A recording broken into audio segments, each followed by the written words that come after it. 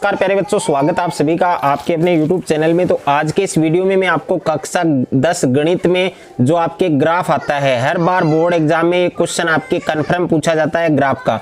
तो आज के इस वीडियो में मैं आपको आसान भाषा में ग्राफ कैसे बनाते हैं तो इस वीडियो के अंदर मैं आपको समझाने वाला हूं। अगर आपने इस वीडियो को कंप्लीट देख लिया तो ग्राफ के किसी भी प्रश्न को आप आराम से हल कर सकते हैं और ग्राफ का जो क्वेश्चन है कभी भी आपके बोर्ड एग्जाम में गलत नहीं होगा। अगर आपने जैसे जैसे मैं आपको समझा रहा हूं वैसे वैसे आपको समझना है। ओके, तो देखिए क्वेश्चन है वो आपके किस प्रकार से पूछा जाता है, ग्राफ खींचिए, इस प्रकार से आपके क्वेश्चन आएगा। और क्वेश्चन में आपको दो समीकरण दिए जाएंगे जिसमें आपको एक समीकरण हमें दे रखा है x + 3y = 6, ये हमें समीकरण 1 दिया गया है। और उसके बाद में दूसरा है आपके 2x - 3y = 12, ये हमें दूसरा समीकरण दिया गया है। ओके, तो सबसे पहले हम जो समीकरण 1 है उसको हम सरल करेंगे, यानी समीकरण 1 को हम हल करेंगे। तो सबसे पहले आपको लिखना है समीकरण 1 को सरल करने पर, ओके, तो समीकरण 1 हमें दे रखा है x + 3y = कितना है 6, यानी इस समीकरण को हमें जो आपका रफ कार्य है उसमें आपको यूज करना है, यानी हमें वैल्यूज है वो किस प्रकार से रखनी है। तो उसके लिए हमें रफ में जाना है और समीकरण को हमें पुट करना है x + 3y = 6। ओके, अब आप x की जगह भी मान रख सकते हैं और y की जगह भी मान रख सकते हैं, एक की जगह आपको मान रखना है। अगर हम x की जगह रखेंगे तो y का मान आएगा, अगर y की जगह रखेंगे तो x का मान आएगा। तो हम x की जगह मान रखेंगे और जो मान है वो आपको 0 से शुरू करना है। मान लीजिए मैंने x की जगह में 0 रखना चाहता हूँ। ओके, तो x की जगह मैंने 0 रख दिया है। अब इस 0 का हम पक्षांतरण करेंगे तो ये 6 के माइनस में आएगा, यानी 6 में से 0 घटाएं 6 ही बचेगा और 3 का भाग है वो 6 में जाता है। तो इसलिए हम x की जगह क्या रख सकते हैं, तो x बराबर हम 0 रख सकते हैं। तो हमें x बराबर 0 मानना है। ओके, अब इस मान को हम सत्यापित करेंगे इस समीकरण के अंदर। तो x की जगह हमें क्या रखना है 0, उसके बाद में प्लस का 3y है और बराबर में कितना है 6। अब इसका पक्षांतरण करेंगे तो 3y = 6 - 0 और 3y = 6 में से 0 घटाएंगे 6 बचेगा और y = 6 और ये आपके बट्टे में आएगा। और y = 3 का भाग 6 में कितनी बार जाता है, 2 बार जाता है। यानी जब x की जगह हम 0 रखेंगे तो y का मान कितना आएगा, 2 आएगा। अब हमें दूसरा मान रखना है। मान लीजिए हमने 0 रख लिया, उसके बाद अगला जो नंबर है वो 1 आता है, 1 रखना चाहते हैं तो 6 में से 1 घटाएंगे 5 और 3 का भाग 5 में नहीं जाता है। उसके बाद में 2 रखेंगे तो 6 में से 2 घटाएंगे 4 बचेगा, 3 का भाग 4 में भी नहीं जाता है तो 2 भी नहीं रख सकते। उसके बाद में 3 रखेंगे तो 6 में से 3 घटाएं 3 बचेंगे और 3 का भाग 3 में पूरा जाता है। तो x बराबर हम कितना रख सकते हैं, x बराबर हम 3 रख सकते हैं। तो दूसरा मान x बराबर 3 और इस मान को हमें इस समीकरण में पुट करना है। तो x की जगह 3, उसके बाद में प्लस का 3y, उसके बाद में 6। अब इसका पक्षांतरण करेंगे तो 3y = 6 और इसका पक्षांतरण करेंगे ये वाला नंबर प्लस का है माइनस में आएगा। तो 3y = 6 में से 3 घटाएं 3 और y = 3/3, यानी y = 3 का भाग 3 में कितनी बार जाएगा, 1 बार। तो ये समीकरण हमारा कंप्लीट हो चुका है। यानी ज़्यादा से ज़्यादा जो मान है वो आपको 2 मान रखने हैं। कितने मान रखने हैं, आपको 2 मान रखने हैं। तो यहाँ पर इसकी जो टेबल है वो हमें बनानी है, यानी समीकरण 1 है वो हमारा कंप्लीट हो चुका है। तो इसकी जो टेबल है वो हमें इस प्रकार से तैयार करनी है। इस प्रकार से आपको एक टेबल खींचनी है और इसमें जो कॉलम है यहाँ पर आपको ऊपर x लिखना है, नीचे आपको y लिखना है। अब देखिए x का जो फर्स्ट मान है वो हमने कितना पुट किया, 0, और उसके बाद में दूसरा जो मान हमारे पास कितना है, 3 है, यानी x के 2 मान हमारे पास हैं। तो y के मान 2 मान हमारे पास हैं, यहाँ पर y का मान है 2 और दूसरा आपके 1। तो इस प्रकार से ये जो टेबल है ये आपको खींचनी है, बनानी है। अब दूसरा जो समीकरण है 2x - 3y = 12, तो दूसरा जो समीकरण है इसको भी हम सरल करते हैं। तो समीकरण 2 है हमारे पास, यहाँ पर लिखेंगे हम समीकरण 2 को सरल करने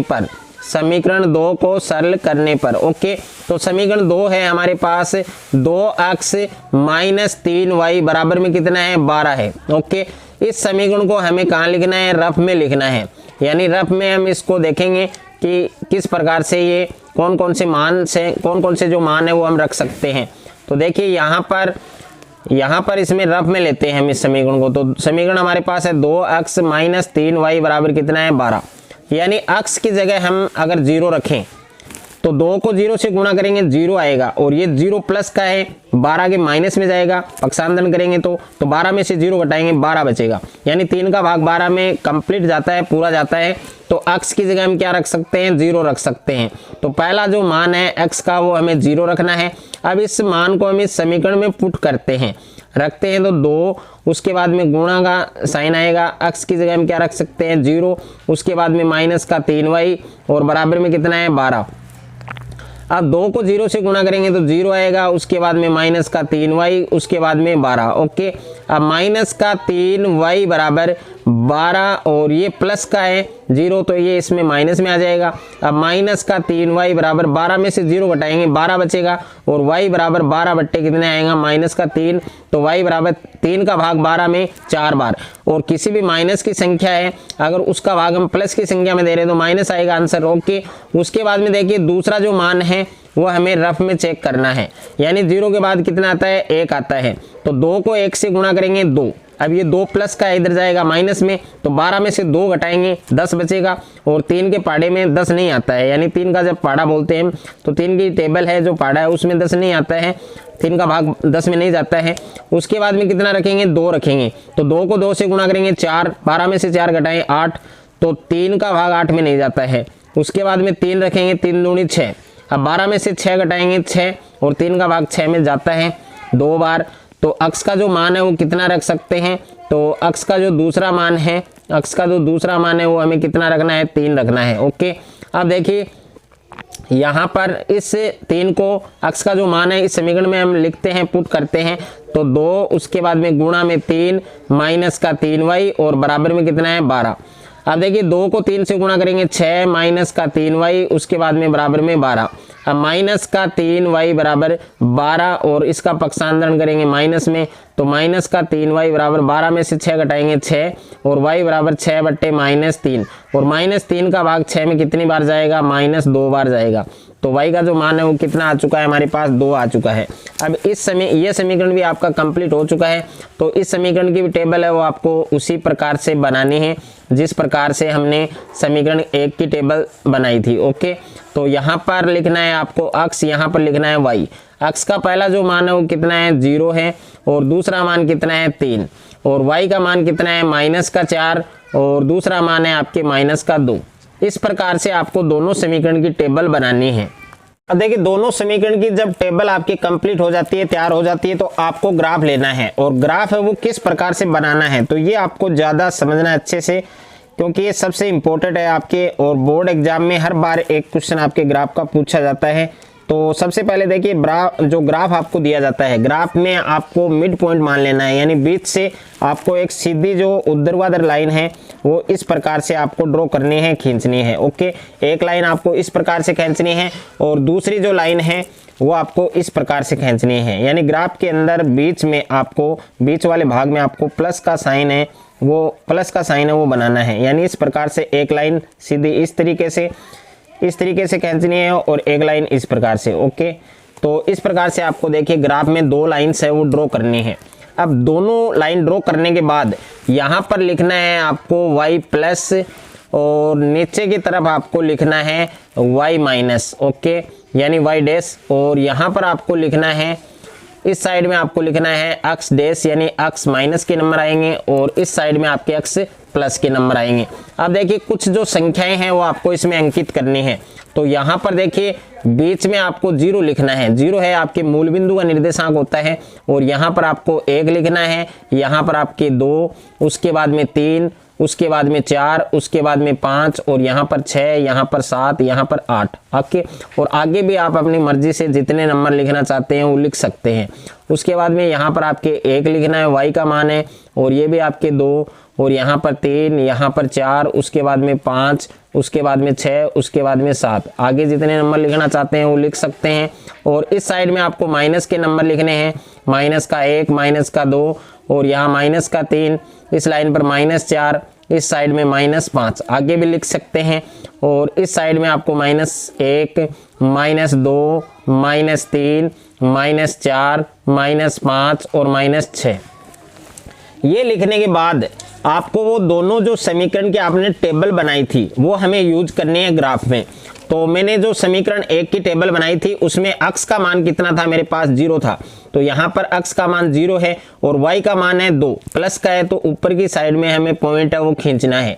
तो यहाँ पर हम यानी 0 और 2 तो यहाँ पर है, तो यहाँ पर हमें एक बिंदु अंकित करना है। ओके, उसके बाद में दूसरा मान कितना है, x पर 3 है और y पर कितना है 1, तो यहाँ पर हमें पॉइंट लेना है। ओके, यानी 2 पॉइंट आ चुके हैं और दोनों पॉइंट एक ही लाइन पर होने चाहिए। ग्राफ में दोनों पॉइंट है वो एक ही लाइन पर होने चाहिए।